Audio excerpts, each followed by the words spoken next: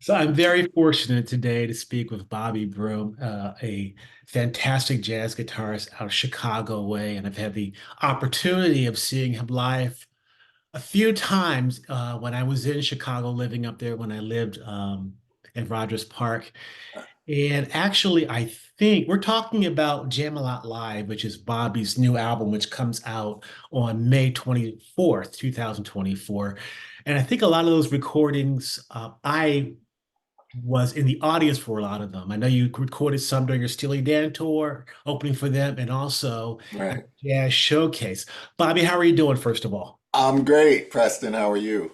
Great. I know you're a very busy man, but I was very eager to talk to you about this project. Tell us a little bit about how it came about. Well, it came about just simply because of follow through. I was yeah, so I opened for Steely Dan in 2013.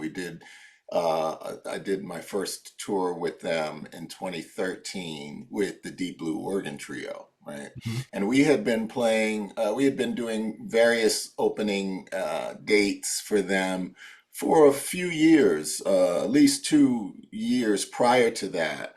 And then we landed the tour. They asked us to do the tour in 2013. We did that. It was great, tremendous experience. And then the group disbanded. So, all right. So in 2014, I get a call, and they're saying, "Hey, we want you to go out on tour." And I said, "Oh, really? Okay, great." They said, "We want the Bobby Broom Trio." And I said, "Well, are you sure? Because the Bobby Broom Trio, I didn't tell them that the Bobby Broom Trio was Dennis Carroll and Kobe Watkins. At that time, it was Right. Micaiah McCraven. They said the Bobby Broom Trio. I said, you sure you want the Bobby Broom Trio?" They're like, yeah, yeah, yeah.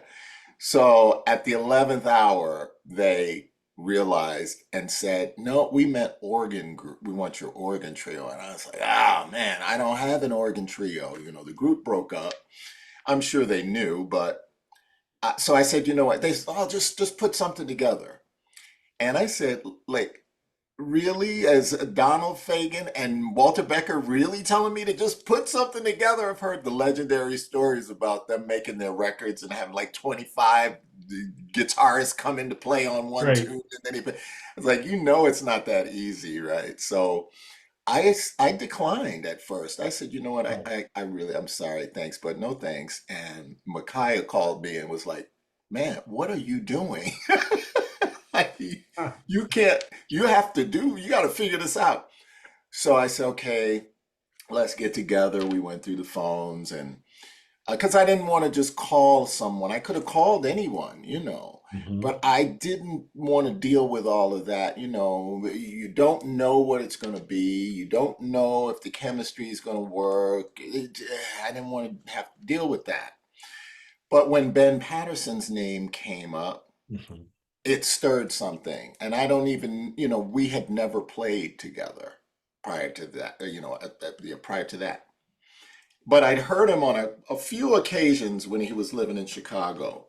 And I don't know what it was, but something just said, that's the person. Mhm. So I followed my hunch, and my hunch was right. Yeah, and that's really how the group came together, how the music for the album came together. That was a gift really from the monitor engineer, because I had no idea. He says toward the end of the tour, he says, "Go get a thumb drive, or go get a hard drive." Mhm. And I was like, "I got something to give you." And I didn't really know. I didn't ask him why, but I got the thumb drive and or whatever and gave it to him. And I said, "What is this for?" He says, "I recorded all the shows." Now, is that Peter Thompson or was it? Yes, Okay. yes, that's Peter Thompson. Yep. And I'm like, wow. And then when I opened them up to listen, they sounded mixed. He's a great engineer. And they sounded like, I don't know if you've seen the video on the House of the Rising Sun. I Yes. need to Yes. credit him for the sound on that, because the cameras were getting their audio feed from his board mix. Wow. I mean, yeah. So I you picked some things. Oh, this is nice. I like this. I want to listen to this again. So I picked five of those. We played 30 minutes tops. I think we were like at 28 minutes or 20. Sometimes gave us 30 minutes.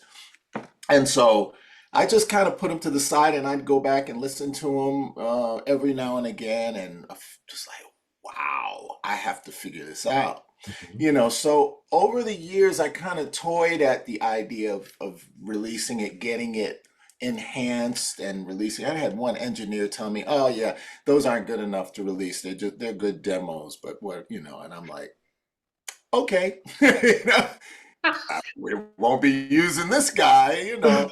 So, but I did feel like I needed to have some more material, so I had a gig at the Jazz Showcase, hired a Metro Mobile, Mhm. and they came out and recorded 3 nights and got those. Of course, I didn't like those at first either, but you know, I came around to my senses or whatever. And so now I have a whole, you know, presentation of two different live settings, which I think is cool. And they're 5 years apart as well. Right. Yeah. So Timothy Powell did the ones at the Jazz Showcase in Timothy Chicago. Powell. Yep. Yep. Yep. And Peter Thompson, was he the monitor engineer for Steely Dan too? Yes. Because He, I believe so. I believe so.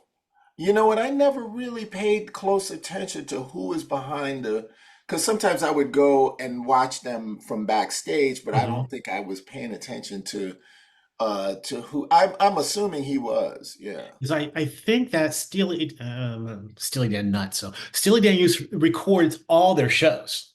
Yeah. And they're pretty good quality. And Ah, before Peter, it was Roger Nichols who died a few years ago. So mm, it was great that he was able to offer you that. But like you said, you only had about 30 minutes of material to work with. yeah, yeah. Did But your set change at all during the tour?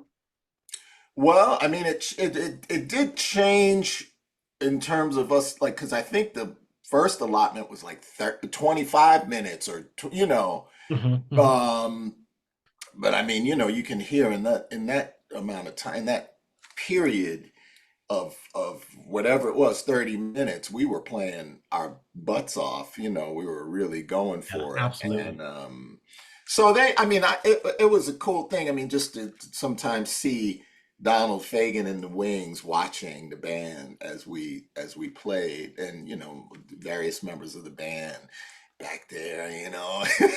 It's just that was pretty cool. Yeah, yeah. Yeah. I remember the audience was really into it, which is great for an opening act. I want to go back a little bit though, because you Hmm. talked about the Deep Blue Oregon Trio. organ trio. Right. And of course you had what, 3 albums with them? I think it was four. Okay. Yeah. Okay. The first one, Deep Blue Bruise. Deep Blue Bruise. That's funny. And folk music, wonderful. And there was one, oh, the live one, Going to Town. So yeah. Okay. So I don't Hmm. have the live one.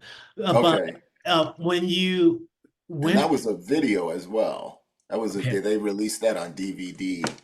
Yeah.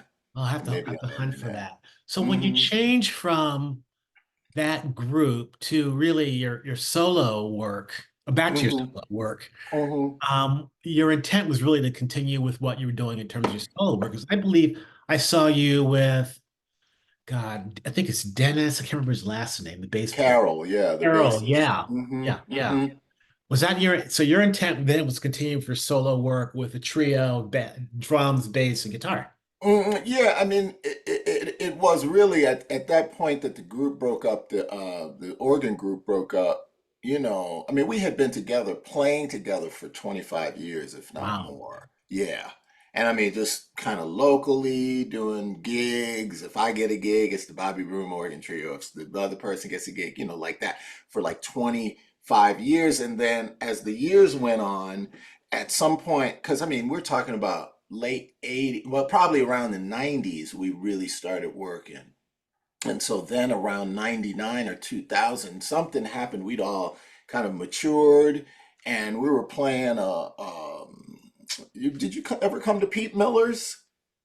Yes, I did. I think I saw you there Yeah, once. yeah. I Yeah. figured if you lived in Rogers Park, we were playing Pete Miller's one night on a Friday or Saturday night, and man, we were going on this vamp, and I felt like the stage was elevating, and the people were into it, and then at the end of the tune, we had a standing ovation in a neighborhood club, which is weird. Because, in a neighborhood club, they're like, oh, we know, hey, Bobby, what's good? Like no big deal, right? But no, we had captivated them so much that they were like, ah! Everybody stood up. And we kind of like, yeah, that's kind of how we felt. That's when we decided, we need to do something with this. We had Mhm. not recorded yet. So after that, things started to pick up. But when that ended, I felt like in mourning to a certain degree because they were like Wow. family. We had been together. We, been through a bunch of stuff. And so I remember telling a friend, man, I'll never have a group with that kind of chemistry and that. And he said, man, are you crazy? He's like, I'm sure there's some young guys right now that would be dying to play with you. You'll get another organ group, man. Stop tripping. And I'm like, okay, easy for you to say. But he was right, you Right. know, he was right. And so it was just really a necessity being the mother of invention and the formation of that group. It was more like me just carrying on with the rest of my life. At that point, I had the trio. We had just released a record. And I wanted to present that or represent that, and but then this came up, and so that was just another outlet. The guitar and organ combination is historied in jazz music. Right. So to have that group is meaningful to me, and it allows me to carry on with things in that vein with that sound of the organ and the guitar, but to do it the way that I see fit, like I hear it, not just being the blues all the time. I hear it being going in different directions, and so that's one thing that I really love about organization. So we talked a little bit about Kobe Watkins. How did you meet him? At Pete Miller's, yeah, there was a young trumpet player at the time. This must have been probably like 90, was it late 90s? Yeah, mid to late 90s. There was a buzz about this trumpet player around. I think he was going to Northwestern. So around the Evanston and Chicago area, they were always trying to find their Gabriel or somebody to represent them on trumpet. Chicago, a Chicago trumpet player. So this was one of the people that and so I went to hear him to hear, is he all that? And but whatever, but the drummer, I'm like, who's that drummer? And so I got his number right then and started calling him, and that was, shoot, you know almost 20 years ago now. Wow. Scary to think. Well, more than that, if it was the mid. Okay, I get my years messed up. That's what happens when you get older, man. It's like the decades start kind of compressing. Like, was it 90 Oh, or 80? Yeah. So whatever, we've known each other a long time. He was a kid, he was like 20, mid 20s when he started playing with me.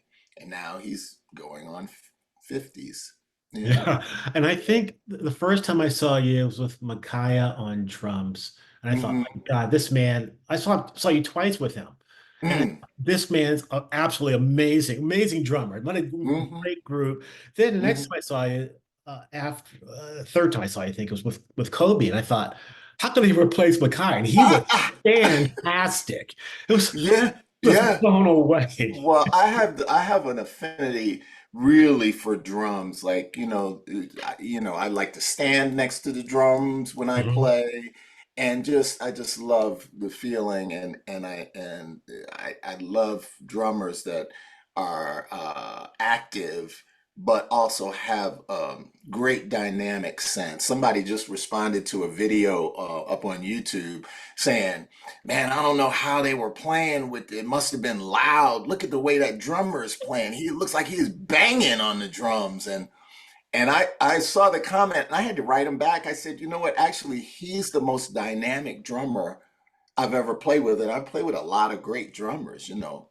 I said, "Yeah, it looks like he's, but that's just him. That's just how he has to play. But he can, you know, sometimes you can hear a pin drop, and then of course, if he wants to go to mezzo forte, he can do that too. But yeah, so I've had the good fortune to have drummers of that caliber. Yeah, Yeah, I mean, it was a three-piece band playing at this point. You were playing amphitheaters and yeah. sheds. Yeah, you will be able to capture an audience that big as an Mm, opening act is amazing. Now, part of it, of course, is your skill as a band leader and guitarist, and I also selection appreciate of the it. song. I appreciate it. Yeah, you know, that's how I felt like, if nothing else, well, first of all, there's the music. You know, every time I would listen, as I said, I would feel like, whoa, like, you know, sometimes I get goosebumps and just feel Mhm. like, man, this is, forget me. I mean, I'm just listening now as a third person. It's great that it's me, but just listening to it as a, you know, I still respond to music the way I did when I first started listening to music, you know, as a fan and as a music lover. So I'm not listening to music, analyzing it or any of that. I'm listening to it just for the feelings that it gives me and the ride. And so when I would go back and listen to those recordings, I would get those feelings. And so that was the most important thing. And then that the recordings were clear enough, you know, and I have to mention Patrick L. Smith, who is the, you know, supreme engineer.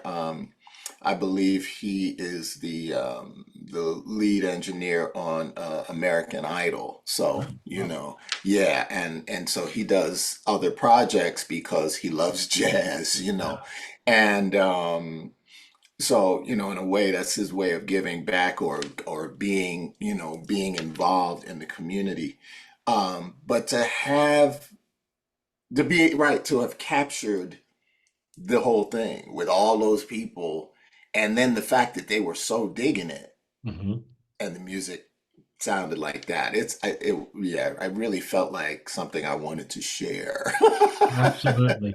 So Yeah. as we're speaking now, the first single for the album is out, which is you alluded to The House of the Rising Sun, which there's a video available for that.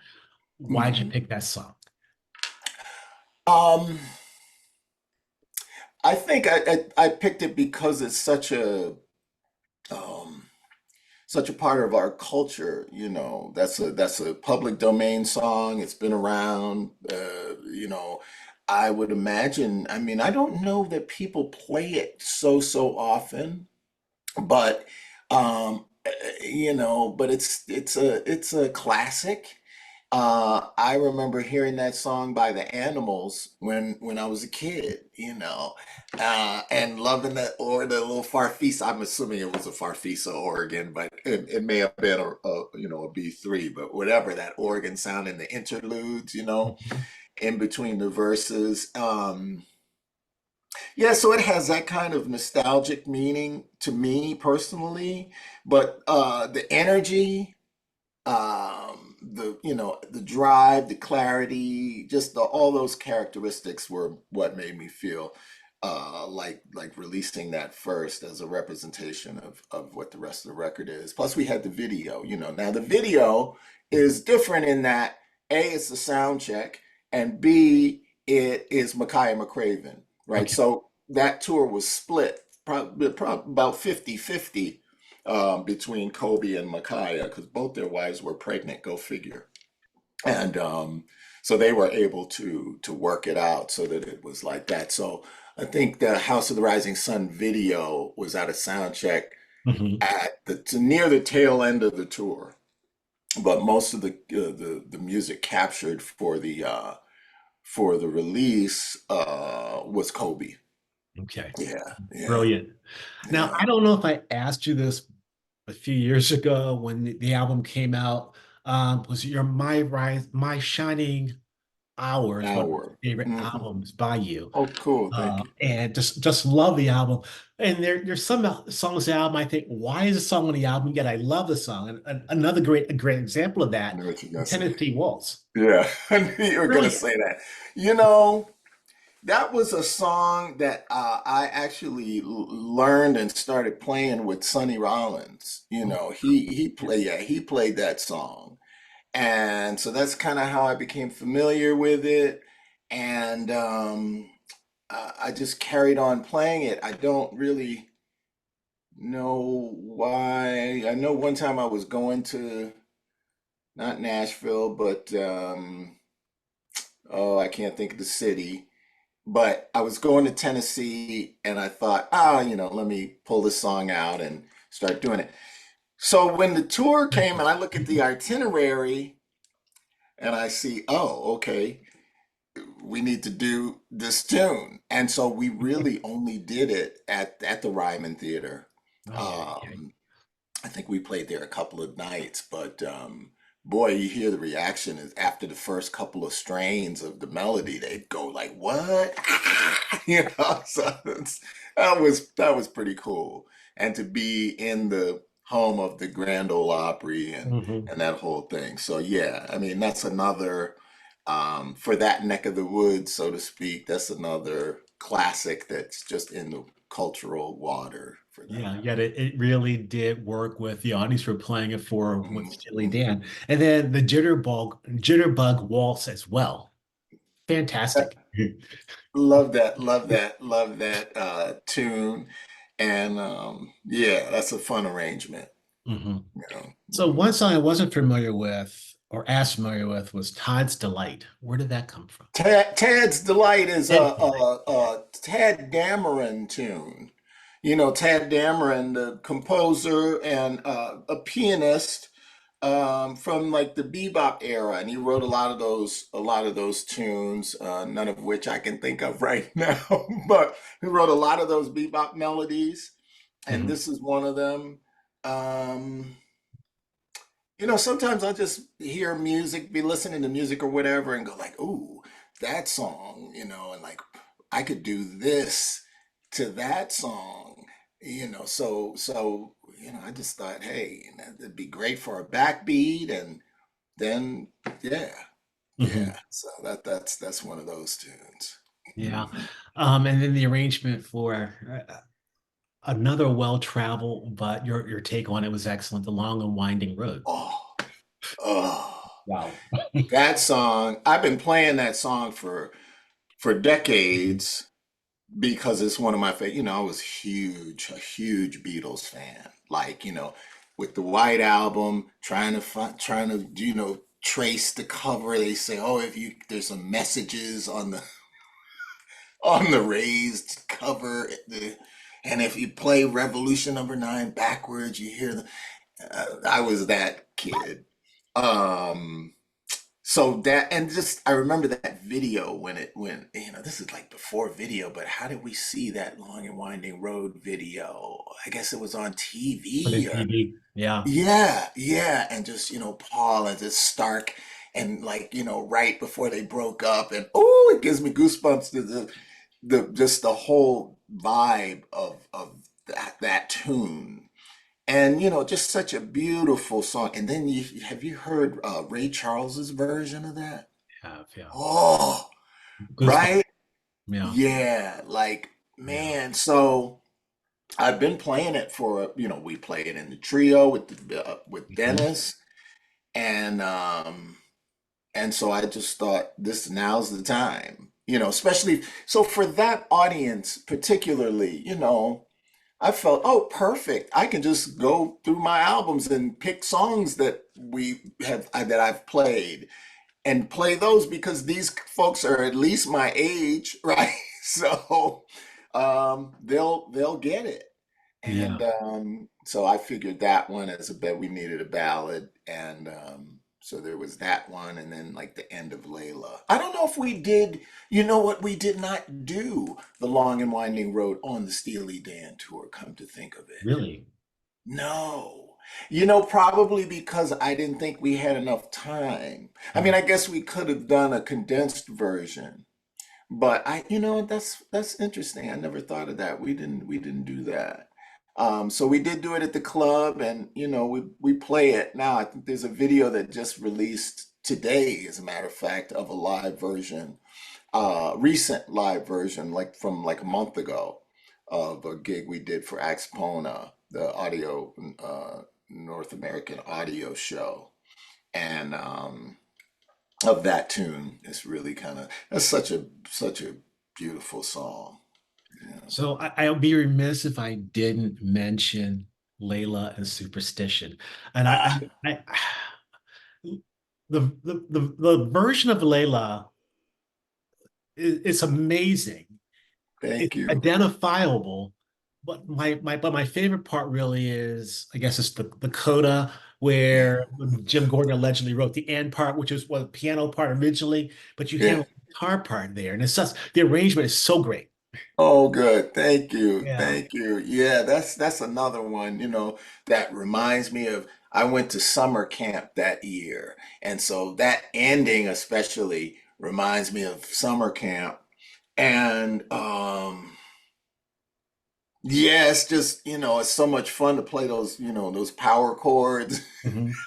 in the beginning, and then have it be like this Elvin Jones kind of rolling. Is it three? No, it's four, but it feels like three in a way. But anyway, um, yeah, just so it's modal in a sense. So it's just so many different things all rolled into one, and then to go into the coda, right, the ballad part, which is so beautiful. Yeah, people really responded to that tune because I'm sure they were like, "What?"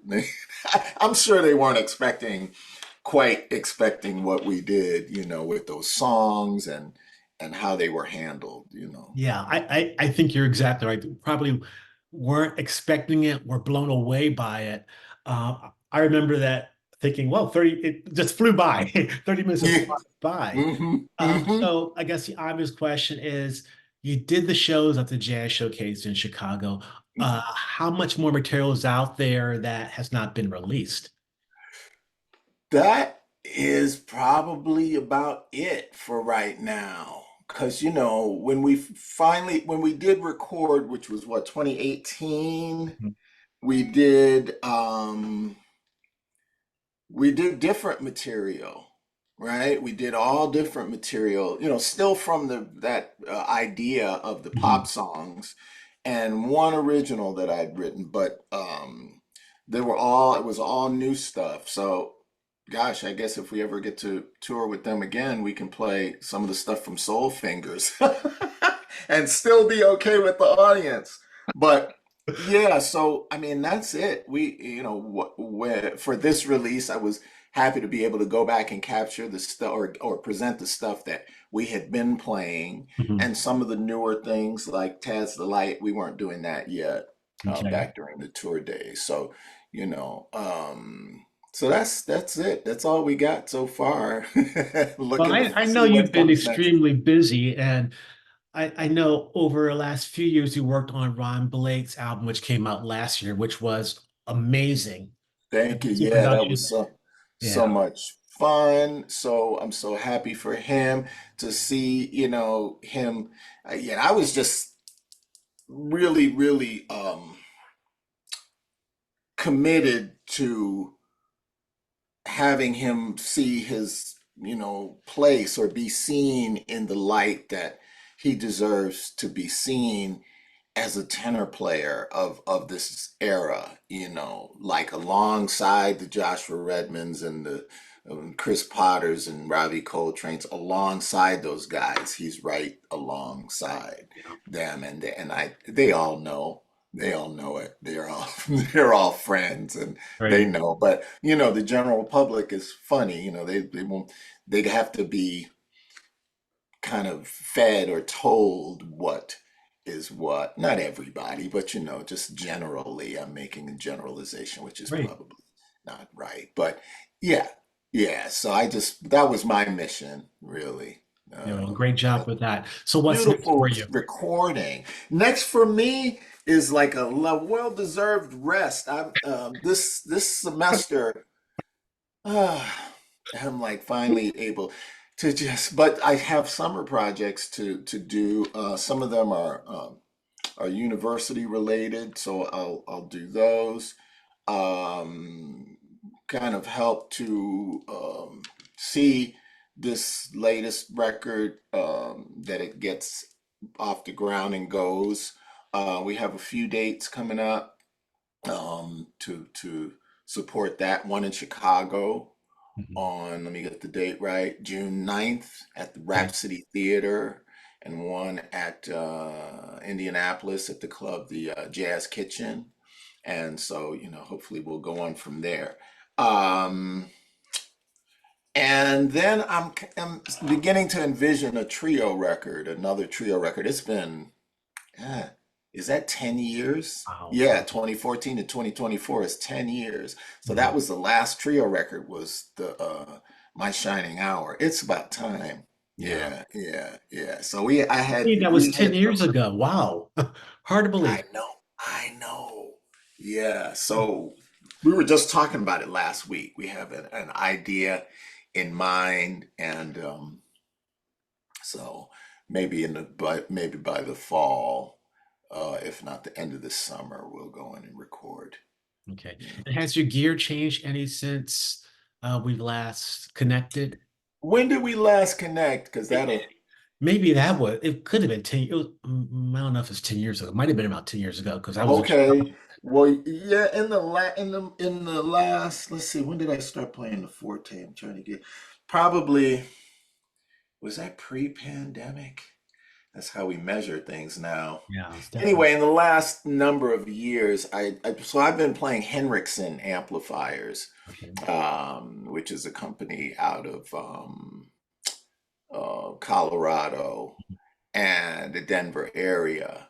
And so back when I was with Sonny Rollins, so mid aughts, 2006, 7, I was looking for something that I could carry, that I could take, with me in a case. It was Mhm. just like a head, a guitar amp head that was portable. And so I came across that company, Henriksen, they were making those heads and very powerful and very clean and beautiful sounding. So I started using them then and just have been using them ever since. Wow. And the son, Peter Henriksen, has taken over the business, and he's just one of these industrious dudes that just keeps making stuff like, oh, I got this idea and I got this, and so everything he makes, I kind of try it out.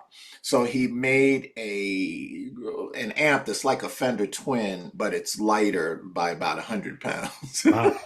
and one speaker, super powerful, super clean, and it has a tube, so you get a warm kind of tube sound. I'm a solid state guy. I like my just dry solid state. Like my man at the end, he had a solid state amp that is actually the amp.